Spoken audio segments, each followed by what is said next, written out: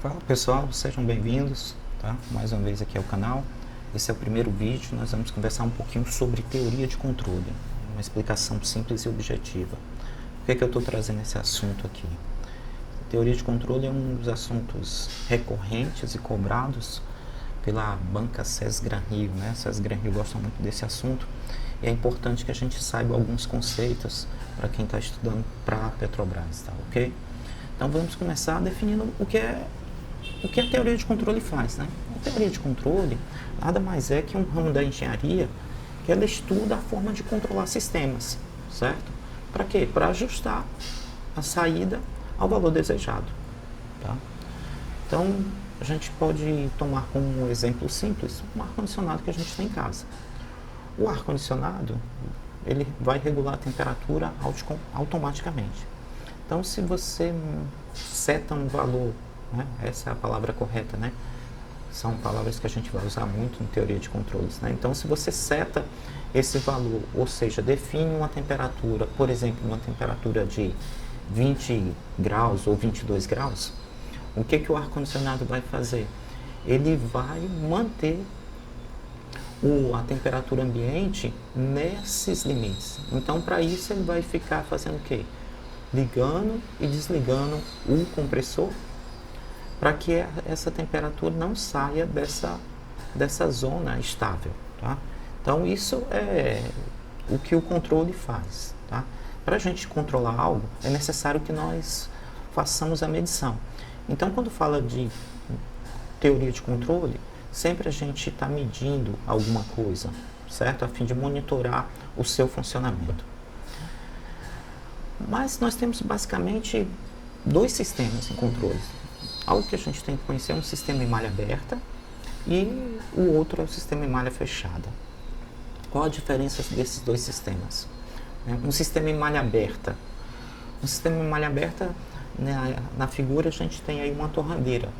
Essa torradeira você regula a temperatura setada, coloca a torradinha, o pão no caso, né? E aciona, ele vai passar um tempo e ele vai jogar o pãozinho para fora, certo? Mas ele não verifica a qualidade da torrada, né? Ele não verifica se torrou realmente, se ficou dourado como você queria, se só aqueceu, certo? Então, esse é um sistema típico em malha aberta, onde o sistema ele não verifica se o resultado final está correto. Ele até tem um controle de temperatura, certo? Um controle de temperatura, pode ter um controle de tempo, mas ele não está medindo a saída do processo. Então, basicamente, um controle em malha aberta, o sistema ele não verifica o resultado final, ou seja, ele pode monitorar e controlar as variáveis ali de entrada, mas eu não tenho um sensor na saída. Já um sistema em malha fechada, ele é diferente. O sistema tem um controle e ele monitora a saída para ver se o que eu estou setando é igual ao que temos na saída. Então, a gente já falou do ar-condicionado, isso é um sistema em malha fechada. Um outro exemplo prático que a gente pode pensar é num piloto automático de um carro. Os carros mais modernos têm piloto automático. Você seta a velocidade do carro, tira o pé do acelerador e o carro se mantém funcionando sozinho. Nesse tipo de veículos, nós temos um controle onde ele fica monitorando direto a velocidade do veículo. Suponha que você chega na sua estrada e tenha uma montanha, né? Com o peso do carro, logicamente, o carro tende a desacelerar. Mas como ele está no controle automático, o sensor percebe essa desaceleração e já acelera automaticamente a fim de voltar à aceleração desejada, mantendo o carro na mesma velocidade, certo? Quando eu termino de subir a montanha, o carro começa a descer.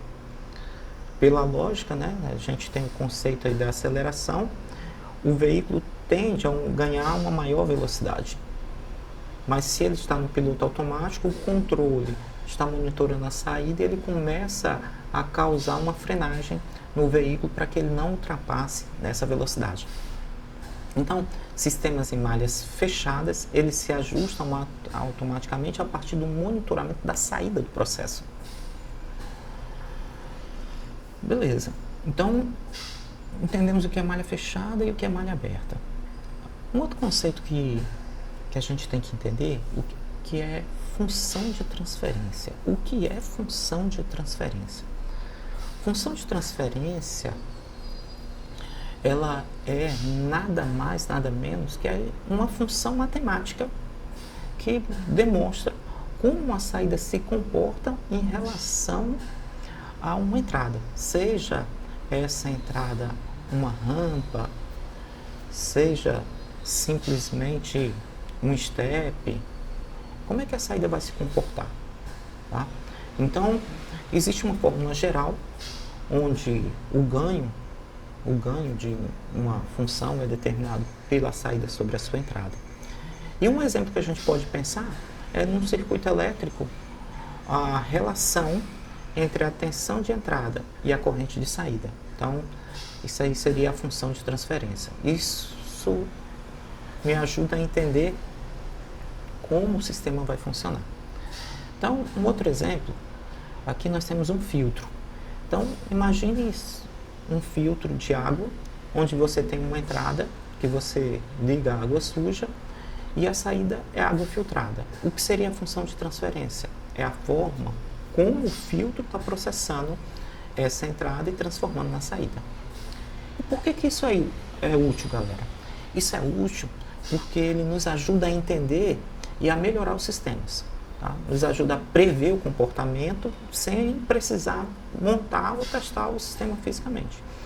Então, os engenheiros, os projetistas, eles usam muito essa modelagem matemática para entender como o processo vai se comportar. Então, basicamente, as funções de transferências, elas descrevem como o sistema responde a um sinal externo. Mas elas podem ser também classificadas com relação à complexidade dos seus comportamentos. Então, nós temos funções de primeira ordem, tá? E temos funções de segunda ordem. Uma função de primeira ordem, ela tem um comportamento simples, uma resposta lenta e não apresenta oscilações. Já uma função de transferência de segunda ordem, ela apresenta dois polos e uma resposta mais completa que pode oscilar, inclusive levar o sistema a desequilíbrio. E quais são os componentes de uma função? Aqui a gente vai falar primeiro de uma função de primeira ordem. Nós falamos que a função de primeira ordem tem um comportamento simples, uma resposta lenta e sem oscilação. Os componentes principais de uma função são o ganho, o tempo morto, a constante de tempo, tá? Que um sistema pode ter. A fórmula geral é dada por H de S é igual a K sobre tal vezes o S mais 1. O que essa fórmula significa e por que esses conceitos aí de S, né? Quando a gente trabalha de funções de transferência, a gente está trabalhando no domínio da frequência. Então, a gente está trabalhando no domínio de Laplace. Tá? Então, para estudar funções de transferências, o ideal seria que o aluno já conhecesse um pouco sobre limites, derivadas e o conceito de Laplace. Mas nesse curso nós vamos tentar simplificar como esse assunto é cobrado na Petrobras, tá? E como a gente pode resolver questões de maneiras mais simples. Mas, definindo os componentes, a gente pode definir o K como ganho, né? Quantas vezes o sinal é amplificado em relação à entrada. O tal, ele é uma constante de tempo para que o sistema alcance 63% da resposta final. E o S é a variável no domínio da frequência para aquele instante, para o instante inicial. Se a gente estiver falando de um regime em estado estacionário, ou seja, quando já sofreu todo o step, ou todo o degrau, ele chegou a um final estacionário, esse S tende a zero. Então, o ganho, ele mede o quanto o sinal de saída aumenta ou diminui em relação à entrada. Aí, um exemplo que a gente pode pegar de forma simples é um microfone, certo? Se você fala um microfone lá e o alto-falante amplifica a sua voz, por exemplo, em 2 vezes, o ganho desse sistema é 2. Se o microfone reduz a sua voz pela metade, o ganho é meio, beleza? Na próxima aula, nós vamos falar um pouco sobre os tipos de controle. Tá? Para se controlar sistemas, a gente usa controles. Né? Quais são esses tipos? Então, nós vamos falar sobre o controle on-off, que eu falei aqui no caso do ar-condicionado. Vamos falar também sobre controles proporcionais integrais, controle proporcional e derivativo e o controle PID. Tá? Então, galera, se gostou do conteúdo, já deixa seu like aí, tá? Que na próxima semana eu vou estar produzindo um outro vídeo com a continuidade desses assuntos. Valeu? Então, bom dia, boa tarde, boa noite, muito obrigado e tenham um bom descanso aí, um bom final de semana aí. Valeu!